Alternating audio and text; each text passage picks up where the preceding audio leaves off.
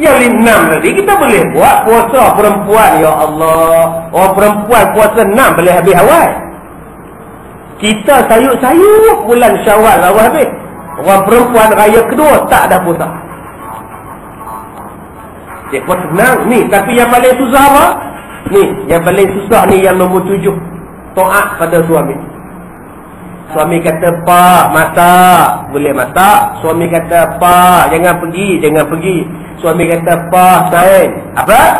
Oh, yang tu yang masalah tu.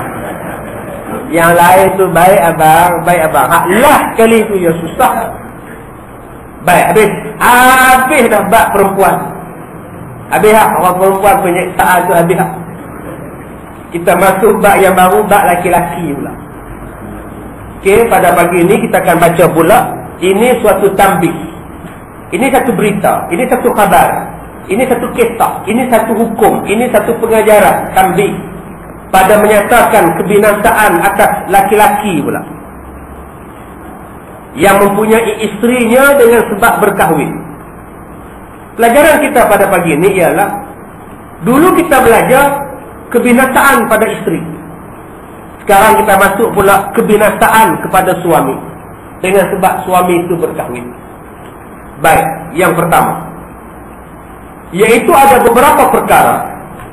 Yang pertama, tiada mudah memberi belanja isterinya daripada harta yang halal, padahal wajib atasnya itu memberi nafkah.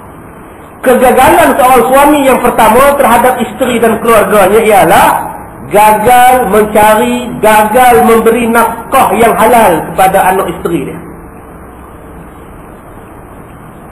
Peringkat awal mungkin dia boleh buat. Masa tu belanja belum banyak. Awal-awal RM1 itu kongsi seorang. Lepas kahwin kongsi berdua. Lepas dapat anak RM1 kongsi 3. Dia semakin mengecil perkongsian itu. Sedangkan perbelanjaan semakin banyak. Maka ramai suami yang gagal dalam bab itu. Contoh paling mudah tuan-tuan. Walaupun dia tak gagal cari nafkah, tetapi dia gagal memberi nafkah. Cari nafkah lain, memberi nafkah lain. Cari nafkah kerja. Memberi nafkah, kadang-kadang kerjanya dah ada, pendapatannya dah ada. Pergi ambil benda lain pula, pergi bagi isteri dia makan. Contoh, pisang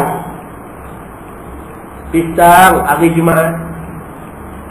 Orang letak pisang di bawah supaya jemaah-jemaah yang datang sembahyang makan. Dia datang, dia tengok pisang 2-3 kotak, dia cari hak paling lawa. Dia ambil satu sikat, dia ikat, dia simpan untuk isteri dan anak-anak. Apa hukum tu? Orang suruh jamu di masjid, yang kamu jamu di rumah pasal apa? Buatnya terlupa. Minggu depan dia sorok lagi. Sorok tak boleh masuk. Dia pun silap lah minggu lepas punya. Bukankah kamu menghalang pahala orang? Tak sampai pahala dia.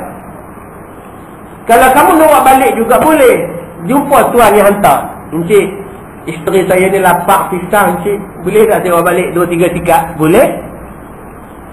Ni tidak. Dia suruh awal-awal.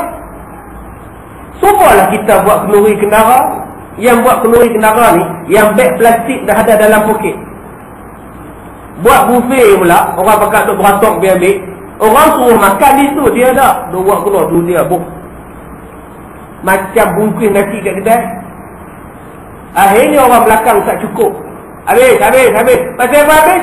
Kawan ni 2 paket, kawan ni 2 plastik. Untuk siapa tu? Isteri dan anak-anak di rumah. Tengahnya untuk suami di rumah. Apa hukum tu?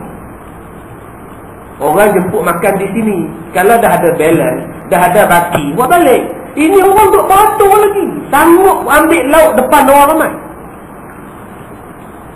Nampak sangat bulok kita ni tuan-tuan. Jadi kita harap tuan-tuan di sini tak ada jenis.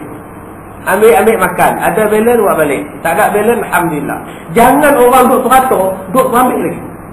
CD yang kita keluar ni, seluruh Malaysia dengar ni tuan-tuan. Saya cakap macam ni.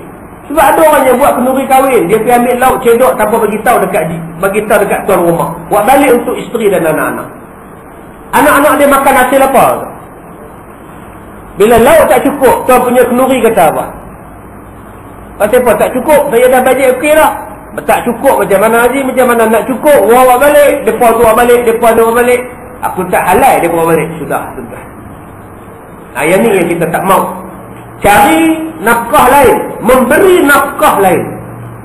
Baik, yang kedua, maka adalah berkahwin itu sebab yang meluaskan di dalam menuntut makanan yang haram.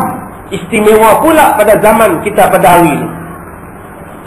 Mungkin kita cari rezeki yang halal, tapi pemberian rezeki kita itu haram. Ayam tak disembelih, ayam cocok, ayam bagi makan babi, ikan makan babi.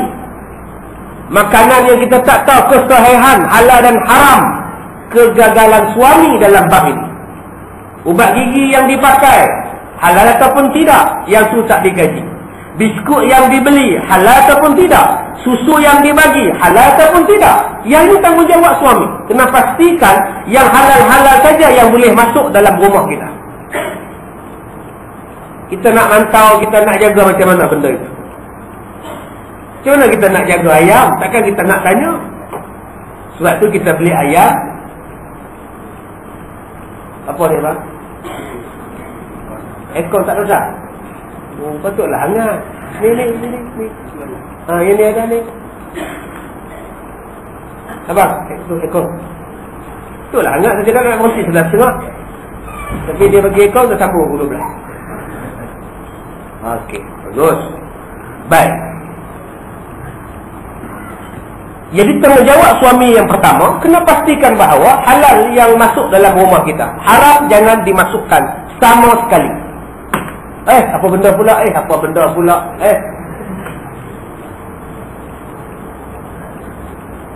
Apa tu?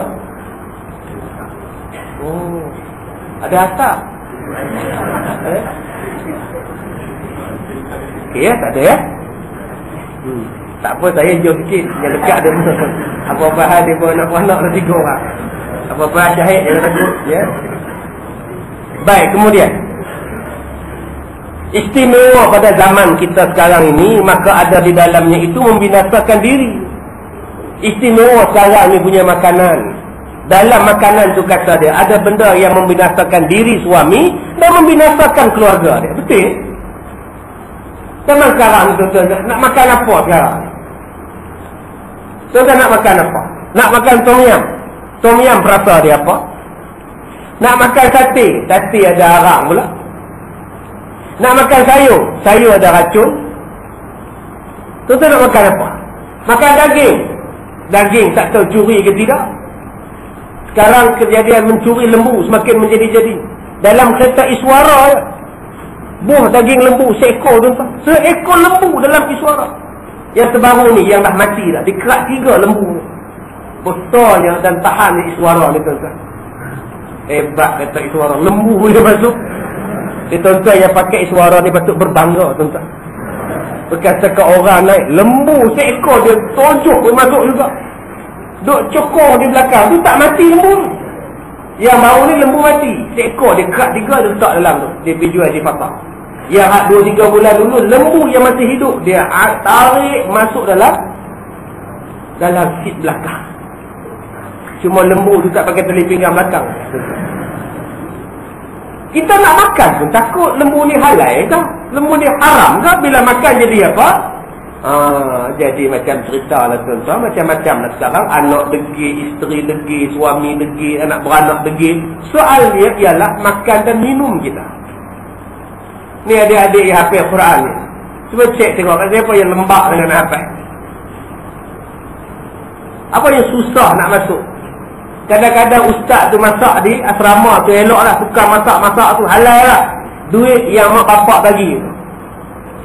Duit yuran 150, 200 setengah. Duit daripada mana?